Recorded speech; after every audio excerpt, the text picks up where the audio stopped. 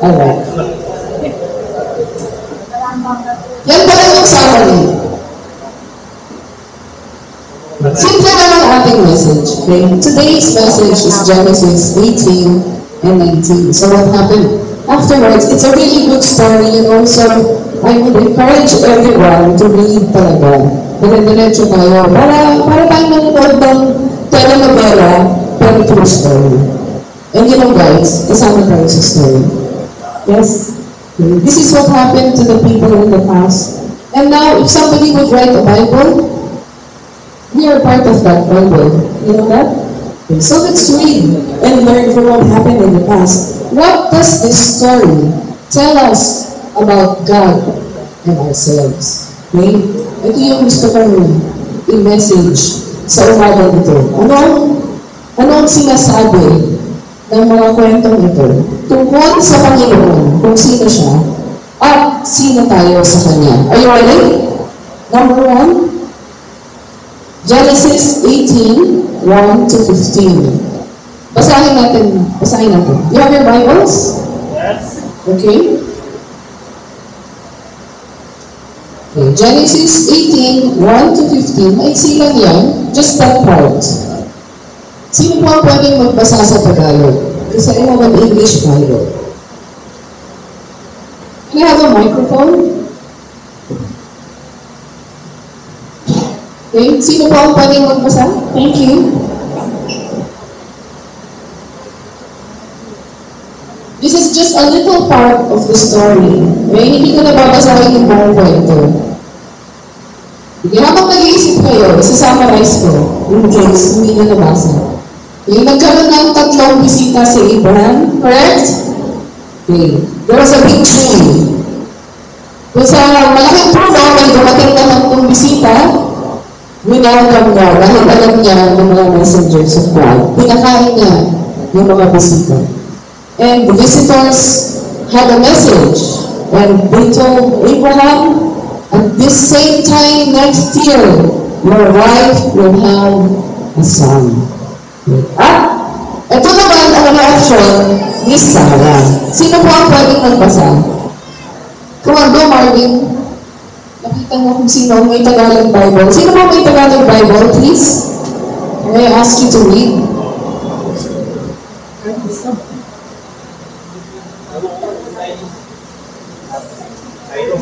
Meron may Chinese Bible dito? That's great. Sige, please. Please, Tagalog Bible. Ramil. Tagalog? Sige. Pakibigyan ng marker mo dyan. That's Genesis. Ito pa. 18, 1 to 15. Kailangan mo na sa laban? Ito. Everybody, please read along. Okay, let's go. At nagpakita ang Panginoon sa kanya sa mga punong pinsina sa Limangwe, habang siya'y nakaupo sa pintuan ng tukla. Ang kainatan ng araw at itiningin ang kanyang mga mata sa pagmalas at narito, 3 lalaki ay nakatayo sa tabi niya at pagkakita niya sa kanila ay tinakbo niya upang sila salubungin mula sa pintuan ng tolda at tumupod siya sa lupa at nagsabi, Panginoon ko, kung kayo'y nakasumpong ako ng biyaya sa iyong paningin, ay pinamamahi ko sa iyo na huwag mong pagpasan ang iyong lingkod.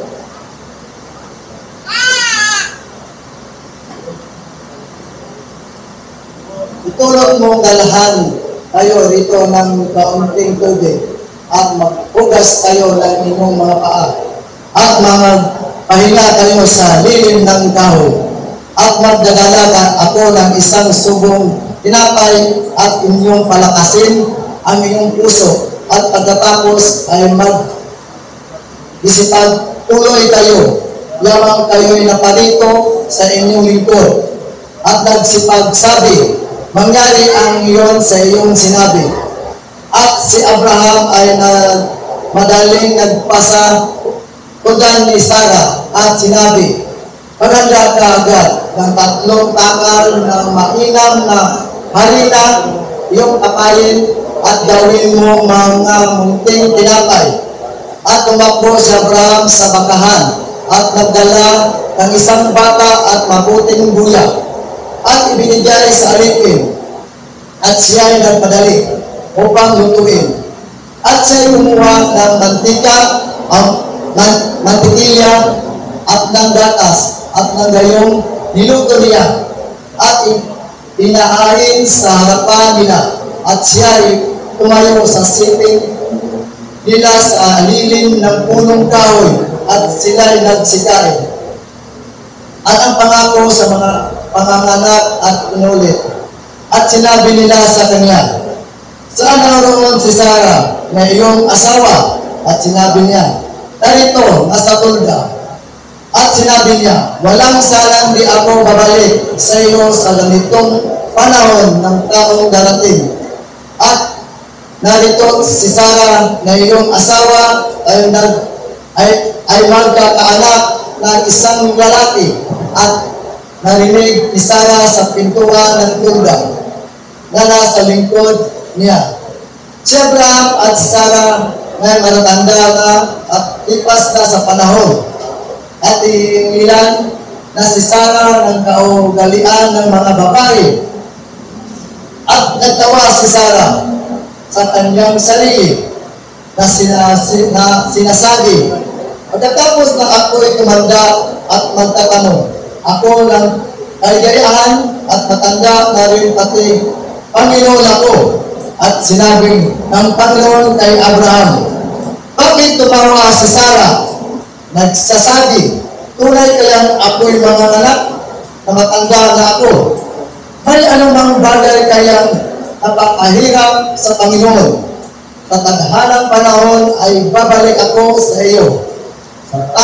Sa taong darating at si Sarah ay magkakaanak ng isang lalaki. Nang magagayoy magkaila si Sarah na sinasabi, hindi ako tumawa kapagkat siya'y nagtakot, ngunit sinabi niya, hindi gayon, hindi ikaw ay tumawa. Yun! Si Sarah naman talaga, oh. Gusto niyong ipalagpakan si Radin. Support! Okay. So, ano ang naging reaction ni Sarah? Tumawa na eh. Ano ba yan? Tapos, nagsinungaling pa. Kasi sabi ni Lord, bakit ka tumawa? Sabi ni Sarah, buro tumawa. Sabi ni Lord, tumawa ka. Look at verse 14, if I'm not mistaken. The Lord said, is there anything too hard for God to do? Galing, di ba? Is that verse 14? Am I right? Meron bang mahirap para sa Panginoon? Sabi ni Lord kay Sarah? Parang masyadong maraming effects sa Panginoon. Kakanta ko. Yung daming reward. So, number 1, God's word will come to pass even if it seems impossible. Yeah? Diba ang galing? Pag sinabi ni Lord, gagawin niya. Kahit tila imposible. Nakaranas na kayo ng gano'n? Yung parang bang imposible, Lord eh. Paano ito magiging possible? I cannot. Tapos nakarasan mo naman yung nainip ka, dumiskarte ka. Okay? Tapos naranasan mo na ba yung pagka-discarte mo, nagsisi ka? Kasi sa mga sana, nag-antay naman ako, nangyayari yung pala. Ha? Familiar? Yes, go teacher na yan. Anong pakiramdam? Parang sayang.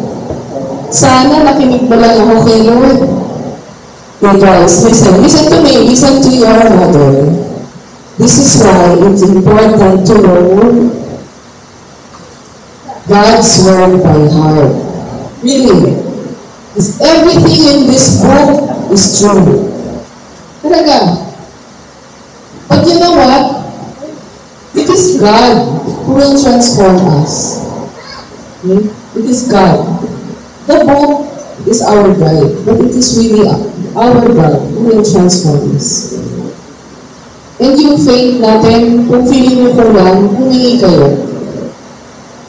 Kasi in the Bible, in the New Testament, when Jesus spoke to people, there was a guy, may sakit ang anak niya. Then sabi ni Jesus, "Do you believe I can heal your son?" Sabi niya, "I have faith, Lord, give me more faith." Siguro feeling niya nag-aalinlangan pa ako, Lord. Bigyan mo, dagdagan mo, bigyan mo pa ako ng faith. Right? We have to know God's word by heart so we can build our faith. Yes?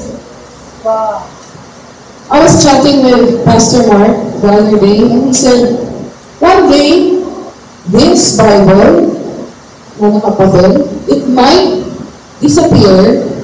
It might. Because everything is digital, correct? You have your Bible in your phone?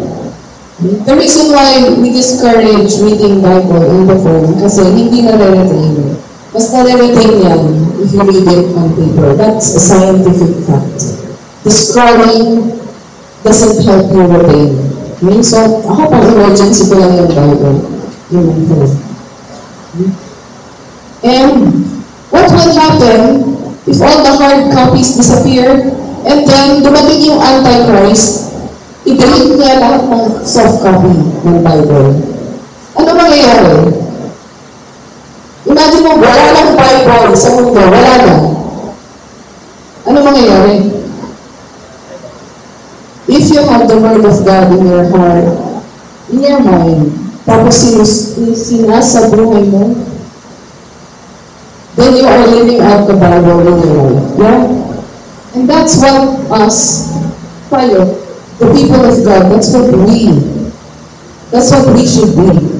Walking, living, testimonies, ambassadors of our God who makes the impossible possible. Amen? So, i-treasure natin itong Word of God. Treasure natin yan. All the stories written there is about God and about us and about His glory alone. Amen?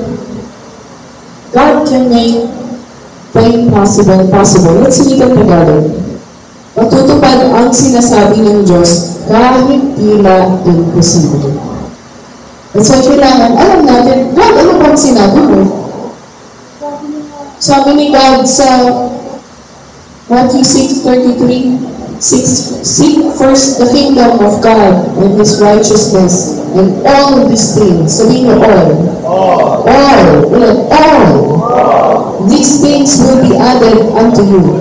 Ano ibig sabihin ng all? Lahat. So dapat, pag lahat, may dadagdag sa atin, meron ba dapat naman kulang? Dapat ba nagkukulang tayo? Dapat ba nagkukulang tayo o hindi? Hindi. Because if you seek first the kingdom of God, all these things will be added unto you. Sana mga tatay, gusto niyo bang naghihirap ang inyong mga anak? Pag sinabi ni Junior, ay, kulang ang baon ko, hindi ako makakabili ng pagkain. Anong gagawin mo? Bahala ka. Yan naman kaya ko eh. Ano ka lang bagay? Di ba natutulog ang puso mo na hindi makakakain yung anak mo during lunchtime? Tama? O hindi? Tinitiis niyo yung anak niyo? Mga tatay? Mga nanay? Di ba hindi niyo matiis? What more si God? Matitiis ka ba ni God? But He will provide all if you seek Him first. Okay? And if you need faith, humingi ka, available.